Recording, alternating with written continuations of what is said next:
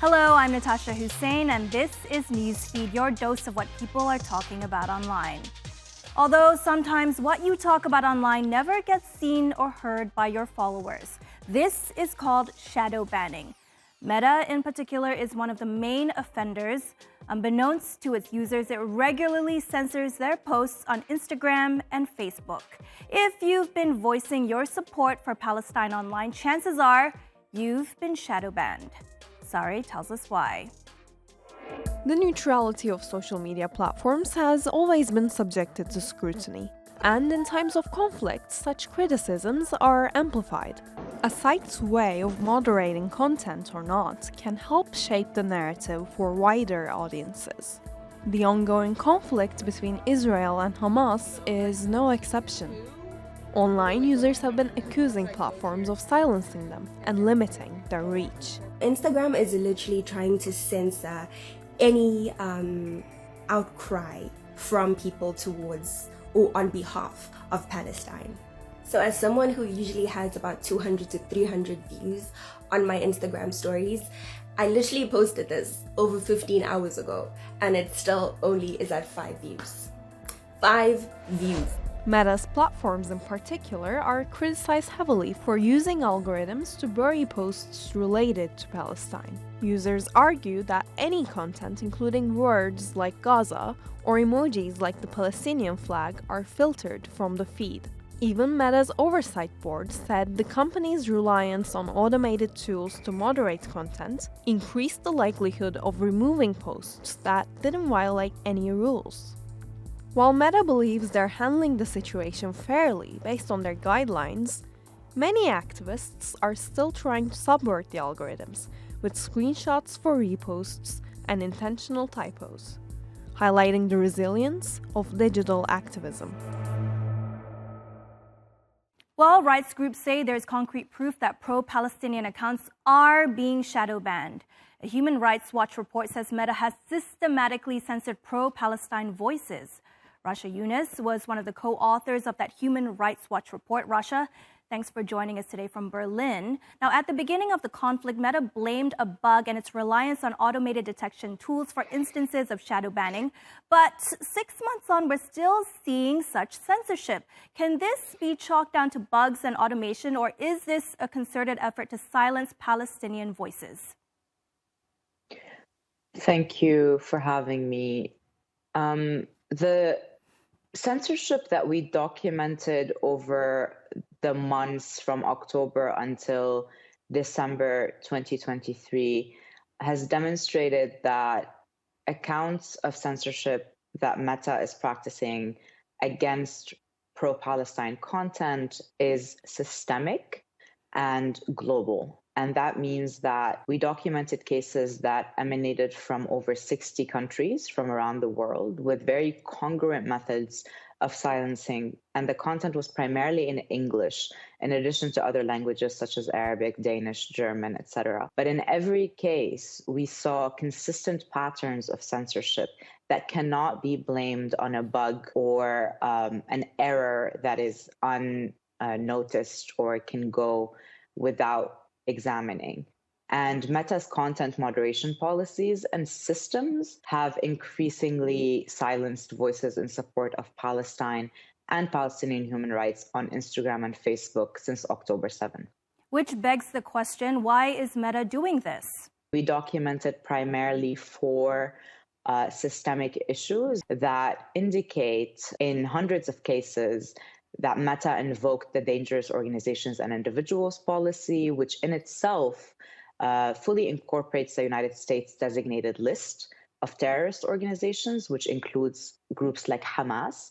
And any post that was posted on Instagram or Facebook that documents the release of hostages or mentions Hamas even in passing, not in terms of praise or support, the mere presence of the word Hamas is enough to get a post removed. There are other systemic barriers to content remaining online that is peaceful and in support of Palestine, including voluntary requests from the cybercrime unit in Israel and other governments to remove content in support of Palestine and Palestinian human rights. That Meta has a very high response rate to and approval rate for. Meta has promised over and over again that it will rectify this censorship, which we witnessed more heightenedly as well in 2021 in the Sheikh Jarrah, the evictions and displacement of Palestinians. So this is only a repeated pattern, and that's why we call the report Meta's Broken Promises, because not only is this a continuous issue, but it really is a result of flawed and systemic issues that result in the misapplication and the disproportionate application of already flawed policies. With these flawed policies, is pro-Israel content also being shadow banned to the same degree as Palestinian content?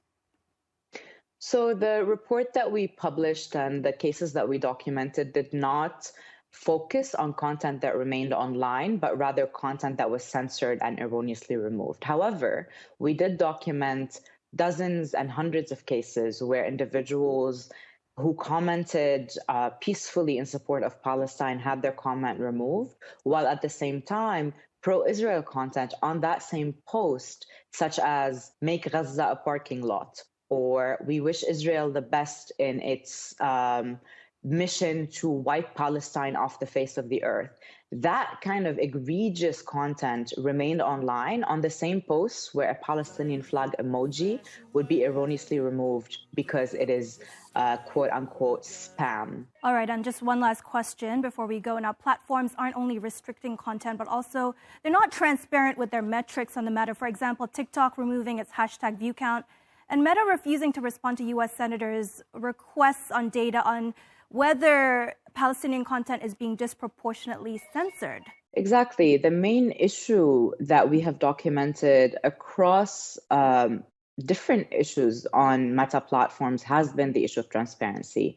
You know, we sent Meta a letter before we published the report, and we asked very direct questions on, can you provide us with the data? Can you provide us with what training data is used to feed the algorithms that end up erroneously removing content in support of Palestine? And so many more questions around transparency, including how many content moderators do you have moderating this content, who are human content moderators, who are trained in different dialects of the Arabic language. And the response that we get is, we have enough content moderators. And there is no transparency or even admission that this censorship is taking place. And unless there is some kind of acknowledgement that individual users are reporting over and over again that their content is being removed simply because it supports Palestine and Palestinian human rights, or even mentions Palestine, that is an issue. We cannot move forward if we don't have at least an agreement that this censorship is taking place. Thank you, Rasha, for coming on Newsfeed today and sharing those eye-opening insights.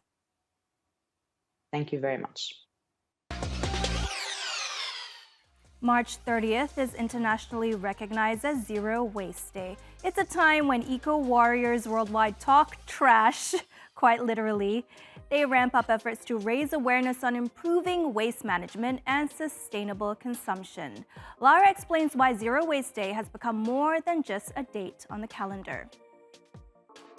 Did you know that every year, people generate between 2.1 and 2.3 billion metric tons of municipal solid waste? That's a lot of trash. And most of it doesn't even end up where it's supposed to go. There's a Great Pacific Garbage Patch where plastic is accumulating. It's about twice the size of Texas in the Pacific Ocean. There's about a garbage truck a minute of plastic entering the ocean every single day.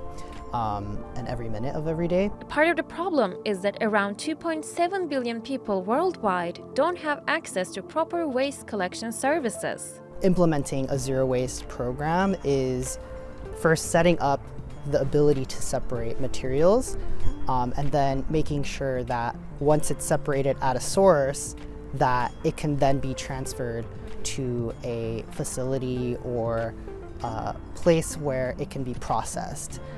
This isn't just about a messy neighborhood.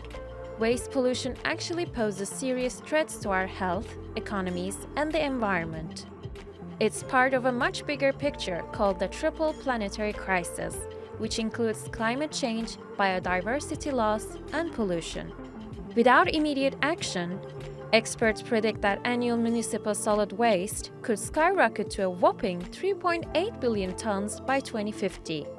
That's why the International Day of Zero Waste serves as a wake-up call for all of us to step up and make a change. When we're thinking about materials like plastic or metal or glass, not only are they materials, but these are also ideas. When we think about what it is we're actually processing and dealing with on a day-to-day level, the most powerful tool of zero waste is really rethinking our entire approach, rethinking, the day-to-day, like in our lifestyles, is a good way to get into zero waste. A draft bill in Germany is stirring up controversy for putting sausage dogs and several other canine breeds at risk of being banned. The proposed animal protection law aims to clamp down on the reproduction of dogs with traits that cause pain, suffering, or damage. Sausage dogs, or Dachshunds, are not only Germany's second most popular breed, but also cherished worldwide for their distinctive short legs and long spines, which is a skeletal anomaly, according to the act. The German Kennel Club is fighting back with an online petition to protect these beloved dogs, saying the law's vague language could lead to misinterpretation and can even impact healthy breeds. The petition has already garnered nearly 20,000 signatures at the time of our recording. And Christians around the world are celebrating Easter, and it's time for brunches, egg hunts, and delectable chocolates. Happy Easter from the Newsfeed team, and be sure to indulge in some extra Chockies.